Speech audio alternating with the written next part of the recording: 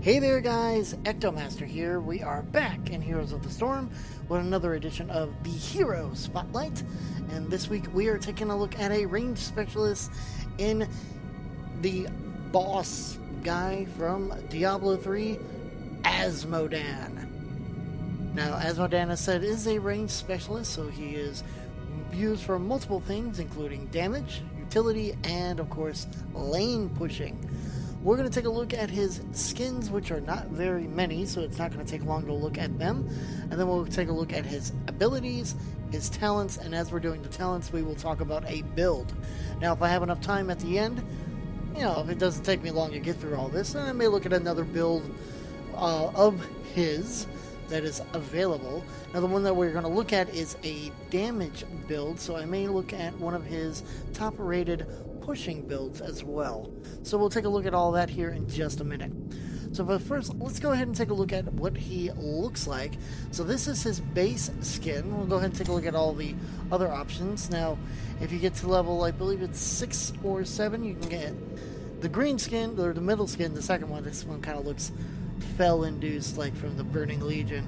And then the last one, which almost looks like Malthael had his hands in gold, in I almost said Gul'dan, Azmodan. Now at level 10 you do get the Master skin unlocked.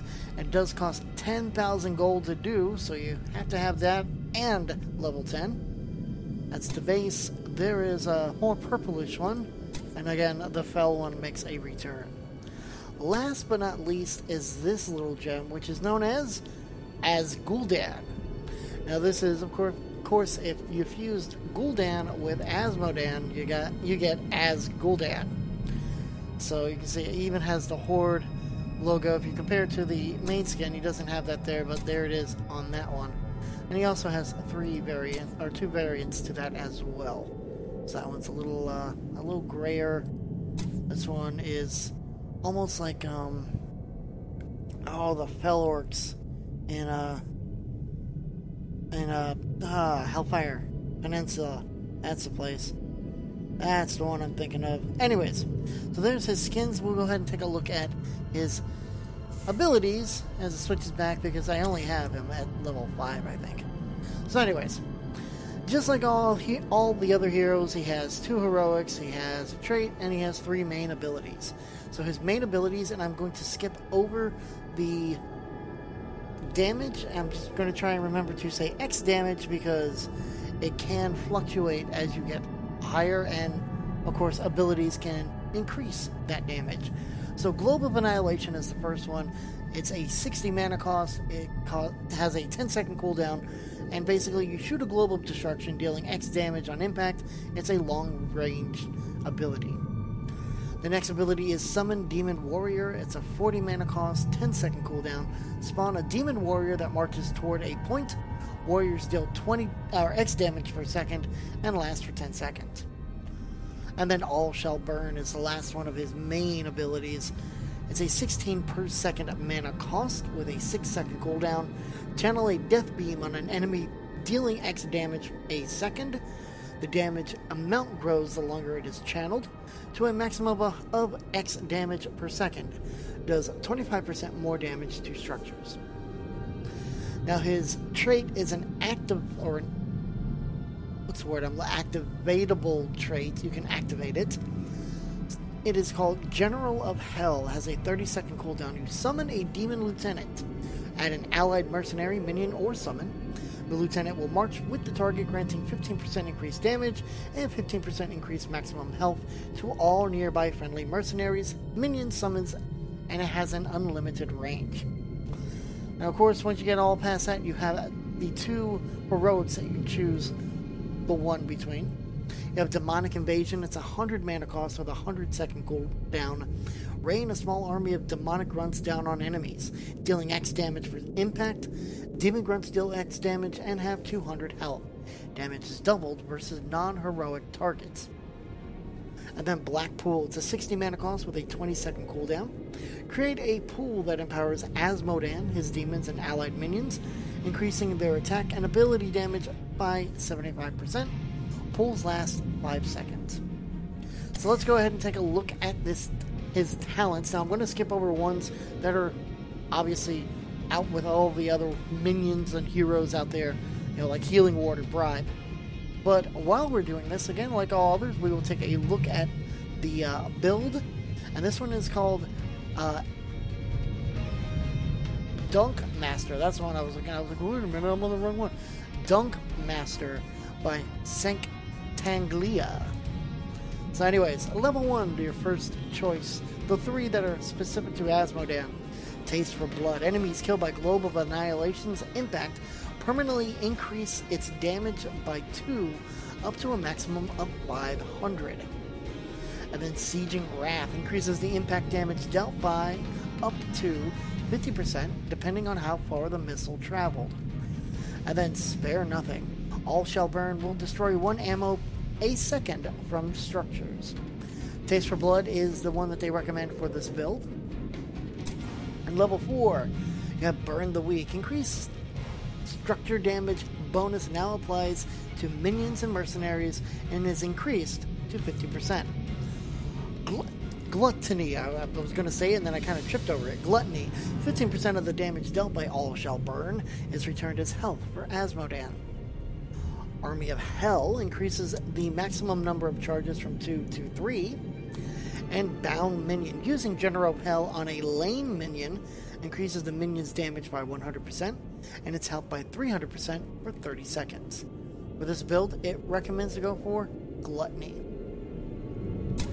At level 7, you have Enduring Warriors. Demons last 5 seconds longer. Master of Destruction. Mana cost reduced from 16 to 10 per second. Infernal Globe. Reduces the cast and travel time by 40% and deals an additional X damage over 4 seconds. And then I'm going to ignore Mercenary Lord and First Aid. For this, they recommend to go for Infernal Globe. Level 10 is the heroic choice, and they recommend to go with Blackpool. At level 13, you get all of these. Hellforged Armor. Demon Warriors take 50% less damage from non-heroic sources of damage. Blazing Demons. Demon Warriors deal 10 damage to nearby enemies every second. March of Sin. Azmodan can move at 75% speed while channeling All Shall Burn. And then I'll just go ahead and mention Relentless. Reduces the duration of silences, stuns, slows, roots, and polymorphs against your hero by 50%. Not mentioning it for any reason, but it's one I haven't seen often. Now for this build, they recommend taking March of Sin. At level 16, you have these wonderful choices. Battleborn. If Globe of Annihilation hits an enemy, a Demon Warrior is summoned at the impact point.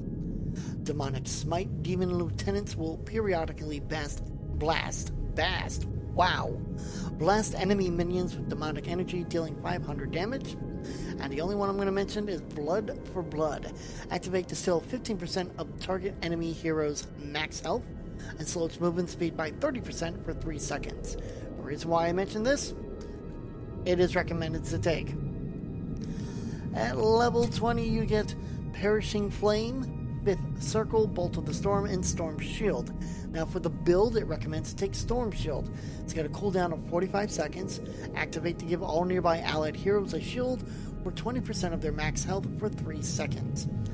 If you decide to go with if you decided to follow the build to this point and decided to stick with Blackpool and wanted to upgrade it, you can take Fifth Circle. Azmodan and other empowered ally attacks and abilities slow movement and attack speeds by 40% for 3 seconds.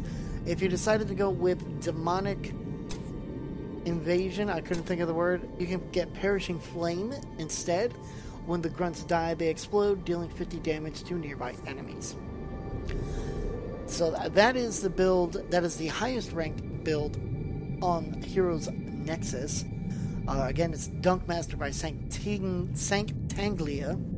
But I'm going to go ahead, I'm going to take a quick moment and talk about a pushing build, the top ranked pushing build. This is from, I'm going to guess his name is Nasal, and they just call it the Azmodan Q stacking build. So for level 1, they say to get Taste for Blood. At level 4, they get Bound Minion. Level 7, they recommend Infernal Globe. Level 10, they recommend Blackpool. Level 13, they say to get March of Sin, so this looks very, very similar. It's pretty much the same except for level 20 and level 4.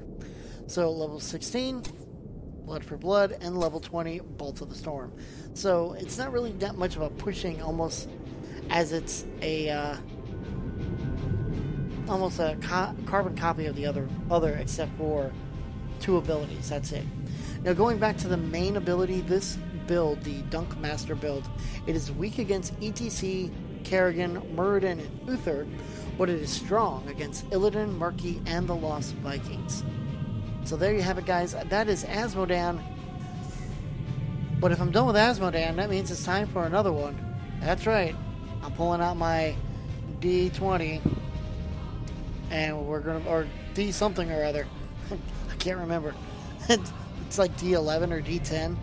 Now, what I'm going to try and do is a second one of these later on this week, because the Butcher is coming out today, and I'm probably going to get him at some point, so we will see what that rolls out to be. In the meantime, let's do a D10 and see where we get. It actually says number 10. So, we're going to take a look at one of everybody's favorite healers. That's right, the next one is going to be Tyrande Whisperwind. Let's go ahead and get her in her normal look. There we have it. We will be back next week with an episode of Hero Spotlight. Next week we'll take a look at a ranged support from the Warcraft universe. I am EctoMaster, and I will see you guys in the next round.